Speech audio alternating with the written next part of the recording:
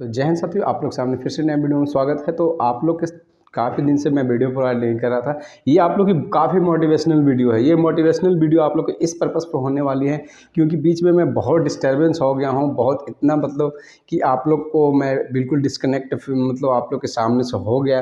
तो बस आप लोग से एक रिक्वेस्ट है कि ये वीडियो आप लोग जो थंबनेल को देख कर जो आप लोग को फीलिंग आई होगी, तो बिल्कुल करेक्ट टाइम मतलब आप करेक्ट जगह पे आए हैं। तो बस आप लोग वीडियो को पूरा देखें, चैनल को सब्सक्राइब करो या ना करो, उससे हमें कोई लेना देना नहीं। बस आप लोग से एक रिक्वेस्ट है कि वीडियो अगर आप पूरा देखते हो तो मैं आपको गारंटी के साथ बोलने वाला हूँ कि आपकी लाइफ बहुत चेंज हो जाएगी। तो मैं आप लोग को आशा करता हूँ कि आप वीडियो लास्ट तक देखिएगा। तो चलिए वीडियो को शुरू करते हैं। किसी भी इंडिया के कोई भी कोने से कैसा भी कैंडिडेट्स हो, अगर वो कम टाइम में अगर चाहते हैं कि मैं किसी भी जॉब को अचीव करूं, या मोटिवेशनल के तौर पे मैं बताऊं, आपकी चाहे डिफेंस जॉब हो, आपकी सिविल जॉब हो, या रेलवे की जॉब हो, स्टेट की जॉब हो, कोई भी जॉब हो, आपको अगर कम टाइम में कैसे उसको अचीव करना है, उसके पर्पस में मैं आपको फैक्ट इन्फॉर्मेशन दूंगा और एक तरह से आपकी मोटिवेशनल होगी।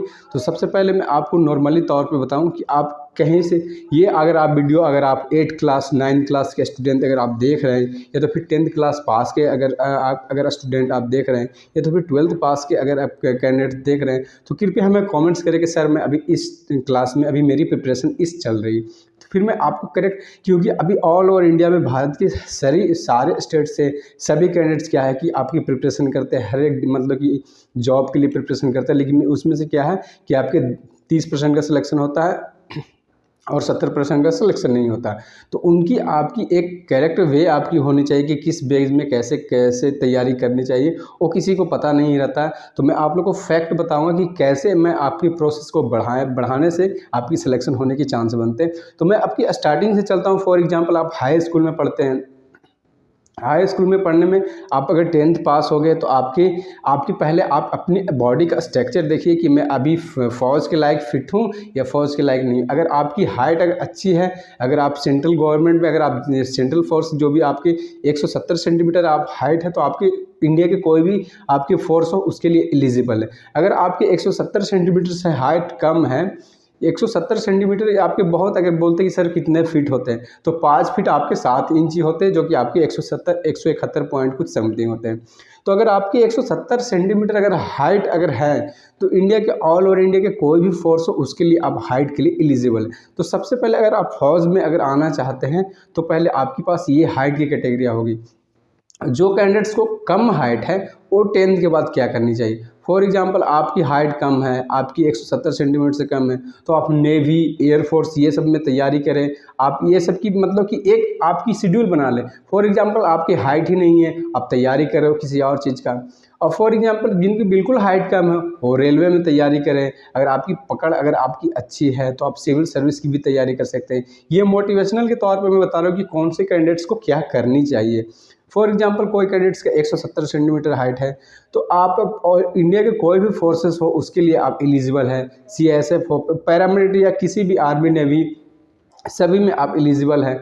तो सबसे पहले मैं बताऊं कि आपको कौन से वे में कैसे तैयारी करनी चाहिए। अगर फोर्स में जाना चाहते हैं, किसी भी डिपार्टमेंट के फोर्स में अगर आप जाना चाहते हैं नॉर्मल 10th बेसिस पे, तो पहले आपकी एक नॉर्मल 10th पास होने के बाद आपकी कोई भी एक कोचिंग ज्वाइन कर लेनी चाहिए। कोचिंग ज्वाइन करने के साथ साथ आपको खुद का सेल्फ स्टडी भी अच्छी होनी चाहिए। कोचिंग में क्या है कि जो भी सब्जेक्ट ऑल ओवर सब्जेक्ट पढ़ाया जाता है उसको प्रॉपर फॉलो करनी चाहिए। अगर आप फोर्स में अगर नहीं आना चाहते हैं, तो उसके लिए अगर आप अलग से कोई और डिपार्टमेंट की तैयारी करना चाहते हैं, तो आपकी वो प्रिपरेशन थोड़ी सी अलग हो जाएगी, वो प्रिपरेशन थोड़ी सी हार्ड हो जाएगी। उस चीज़ को ध्यान में रखें। और ये नहीं कि आपको एक माइंड में ही यही रखना है कि मैं फोर्स में ही जाना है। आपकी पहले आपकी खुद का आपकी जो कमी है उस चीज़ को समझे कि मेरी हाइट कम है, मेरी बॉडीज़ का स्ट्रक्चर फोर्स की तरह नहीं। मतलब कहने का मतलब है कि मैं एलिजिबल, बॉडीज़ से एलिजिबल नहीं हूँ। अगर आपके पास पढ़ाई की अच्छी टैलेंट है तो फिर कोई अदर डिपार्टमेंट की तैयारी करें। फॉर एग्जांपल, रेलवे हो गए, बैंकिंग हो गए, एसएससी हो गए, ये सभी की तैयारी करें। आप रूट को मोड़ दें। जिस रूट में बाधाएं ज़्यादा आती हैं उस रूट को चेंज करना ही फ़ायदा होता है। आप चाहोगे कि उसी रूट में जाना चाहें और उस रोड में बाधाएं ही आ रही है, उस रूट में हमें बहुत ज़्यादा नुकसान मिला है, तो फिर आपको बहुत ही प्रॉब्लम क्रिएट होगा। तो जो भी कैंडिडेट्स 10th 12th अभी में फ़िलहाल में हैं, वो अपनी बॉडीज़ के अकॉर्डिंग के अनुसार आप फोर्स में आने की कोशिश करें। फोर्स में कुछ नेगेटिव पॉजिटिव हर चीज़ चलती है।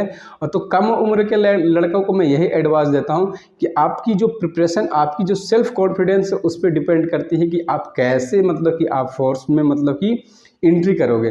बहुत से कैंडिडेट्स होता है कि हाइट उसकी कम है तो कम अकॉर्डिंग हाइट उसकी भूत सवार आती फौज की, ठीक है आपकी हाइट कम है तो उस चीज़ के लिए स्पेशल आपको कम हाइट वाले की थोड़ी सी प्रॉब्लम क्रिएट होती है। और ज़्यादा हाइट वालों की जिसकी हाइट मतलब मैक्सिमम नहीं, जो एलिजिबल जो हाइट के लिए मांगते हैं उन हाइट वाले कैंडिडेट्स को इस बात पे फ़ायदा होती है कि वो हाइट में, और इंडिया के कोई भी फोर्सेस हो उसकी हाइट में एलिजिबल होते हैं।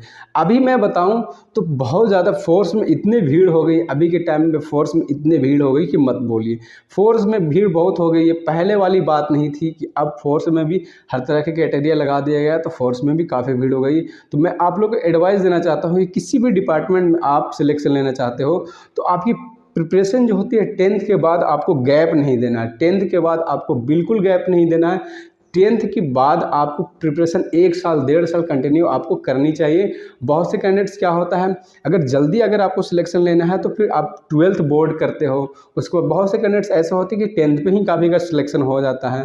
तो लेकिन मैं आपको आशा करूंगा कि आप लोग 12th भी अच्छे से करो और उस दौरान आपकी प्रिपरेशन भी आपकी अच्छी होनी चाहिए, तभी आप इजीली आप जॉब को अचीव कर पाओगे। अब बताता हूँ कि फ़ौज भी क्या फैसिलिटी है, क्या मतलब कि इसमें मिलते हैं, जो भी आपके इसमें आने के बाद फिर आपकी अचीवमेंट में क्या क्या हासिल होते हैं। तो फ़ौज में कुछ एक नेगेटिव और कुछ पॉजिटिव हर जगह पे होती है। फ़ौज नहीं, वो कोई भी रैंक की जॉब हो तो उसमें कुछ पॉजिटिव कुछ नेगेटिव बातें होती रहती है, तो उस चीज़ को आप लोग सोचना समझना नहीं है। बस आप लोग को मैं ये बताना चाहता हूँ कि ये वीडियो आप लोग की मोटिवेशनल के तौर पर थी कि आप लोग की बहुत ज़्यादा डिपेंड करती है सिलेक्शन लेने के ऊपर, आपकी सबसे ज़्यादा डिपेंड करती है आपकी प्रिपरेशन, आपकी हार्ड वर्क, ये बहुत ज़्यादा डिपेंड करती है किसी भी फील्ड में उतरने से आपकी हार्ड वर्क। मैं तो आपको एक रास्ता बता रहा हूँ कि उस रास्ते पे आपको चलना है, जिस रास्ते से मैं गुजरा हूँ तो उस चीज़ को मैं आप लोग सामने फील कर रहा हूँ और उस चीज़ को मैं आप लोग को बता रहा हूँ। तो मैं आप लोग को बताता हूँ कि आपकी प्रिपरेशन, चाहे आप 10th की कैंडिडेट्स हो, 9th की कैंडिडेट्स हो, 8th की कैंडिडेट हो, हमें कॉमेंट्स कीजिए कि आप कौन से क्लास में अभी हो, उसके अकॉर्डिंग मैं आप लोग को बताऊँगा। तो आपकी प्रिपरेशन डिपेंड करती है, must your preparation your achieve your target. तो आपकी अगर हार्ड वर्क अगर आपकी अच्छी रहेगी तो टारगेट आपकी इजीली आपके हासिल हो जाएंगे। अब जो कैंडिडेट्स हैं जिनकी मतलब कि एज अभी ग्रेजुएशन लेवल की है, जो अगर कुछ बड़ा करना चाहते हैं तो उसको आपको टाइम देना होगा। बड़ा जैसे कि बड़ा में आपके सीजीएल एग्ज़ाम निकालना चाहते हैं, यूपीएससी की प्रिपरेशन करना चाहते हो तो इसके लिए आपके एज कम से कम 27-26 तक चले जाते हैं। कुछ की किसी का कम में ही सिलेक्शन हो जाती है, लेकिन उसकी आपकी क्या है कि स्टार्टिंग में 10th-12th में ही उसकी इच्छा होती है कि मैं इसमें जाना चाहता हूँ तो वो पहले ही सिलेक्ट कर लेते हैं।